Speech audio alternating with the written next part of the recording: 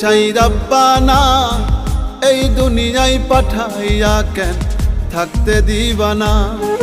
ওরে ঘর দিলা, সংসার দিলা, অনন্ত বাসনা দিলা, জনম ভরে থাকতে ভাবে আয়ু দিলা না। সেই রাব্বানা এই দুনিয়ায় পাঠাইয়া কেন থাকতে দিবানা। সেই রাব্বানা এই দুনিয়ায় পাঠাইয়া কেন থাকতে দিবানা।